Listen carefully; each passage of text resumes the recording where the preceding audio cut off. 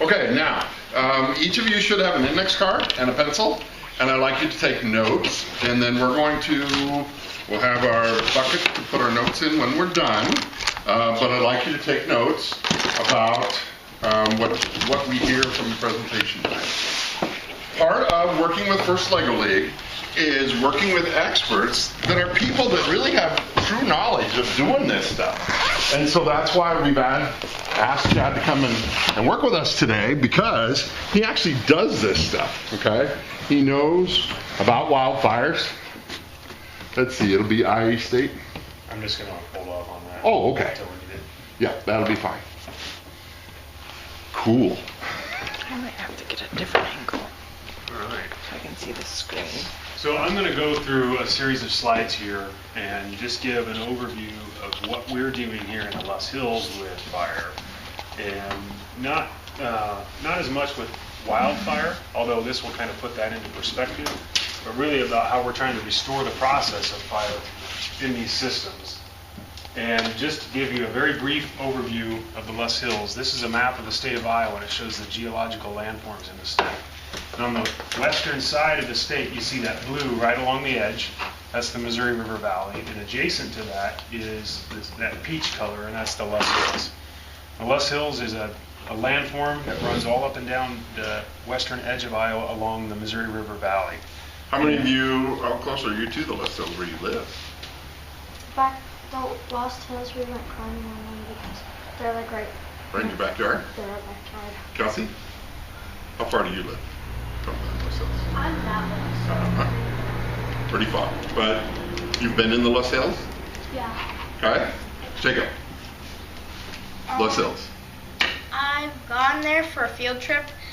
Like when you go to Willow Lake, Connie Betts teaches you about it, and I also went there for a bunch of other activities.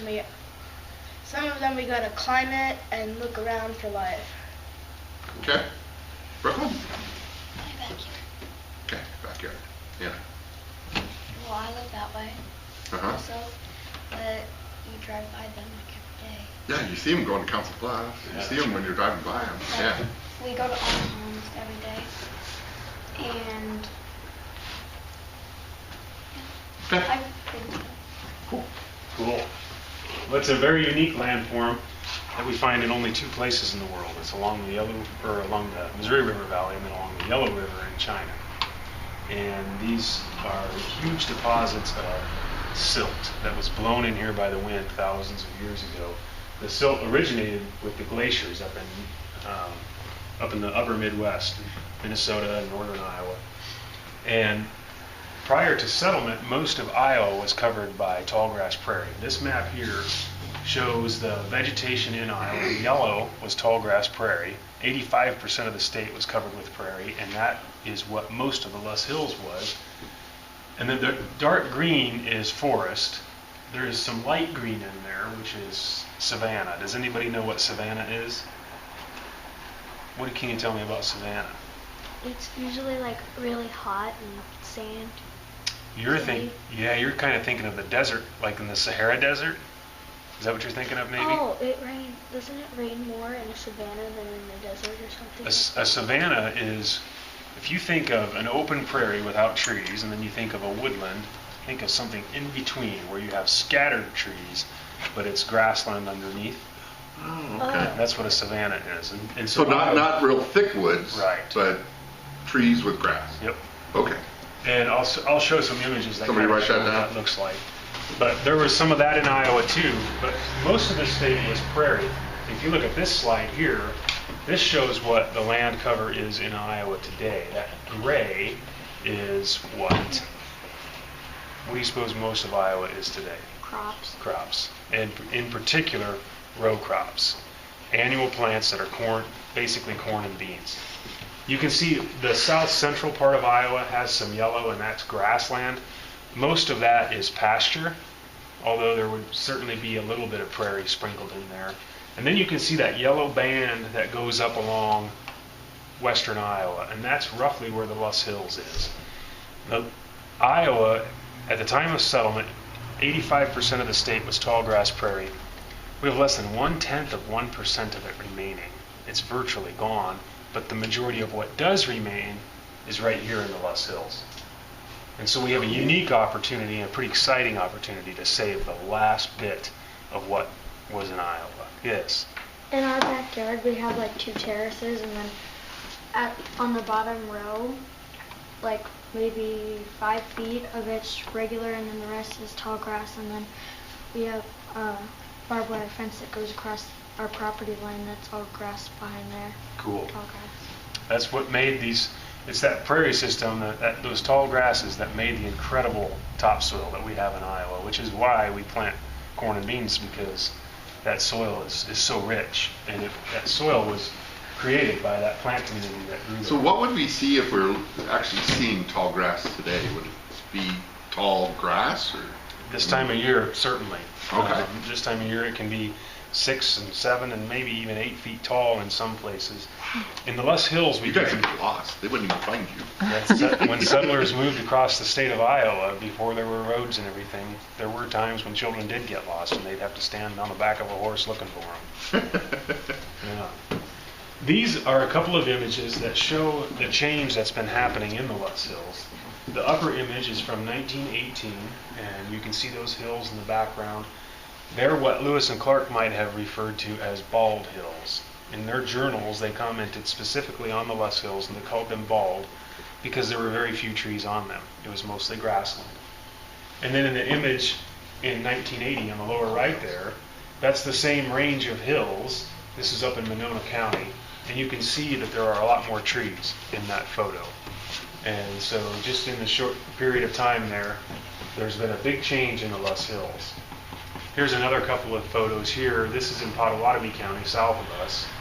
In the upper left is 1952, and you can see some trees in that photo, but in the lower right, you can see how many more trees there are in 2006.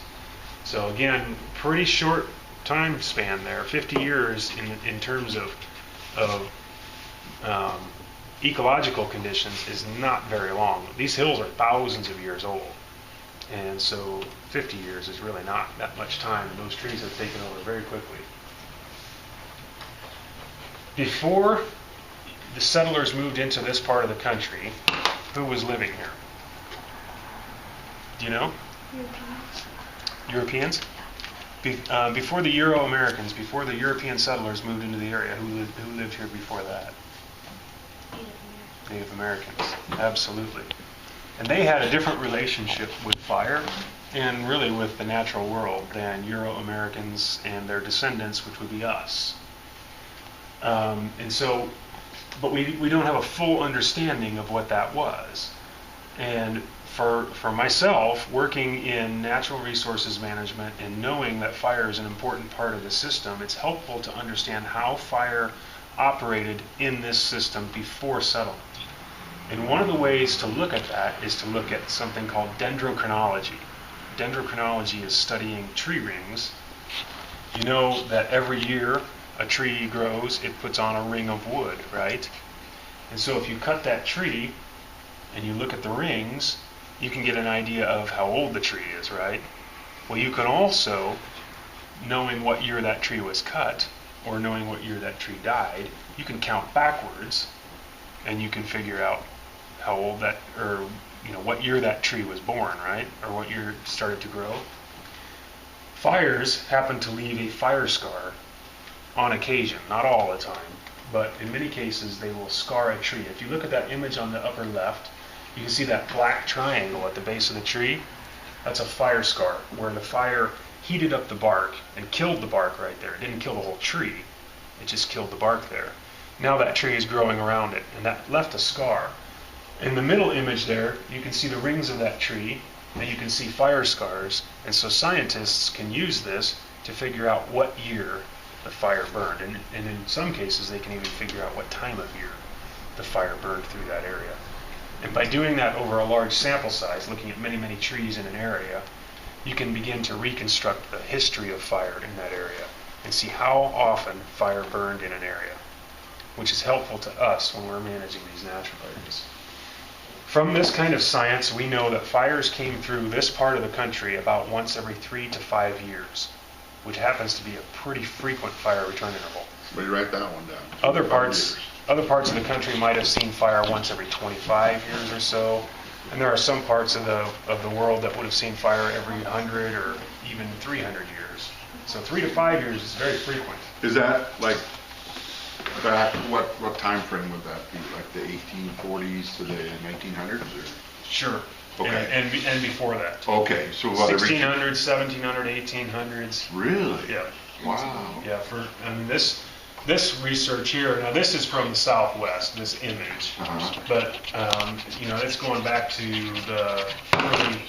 Yeah, it's going back to 1783. It looks like. Wow. Is how old that tree was. And there's now, I think, about 500 years of data that across the country that they've been able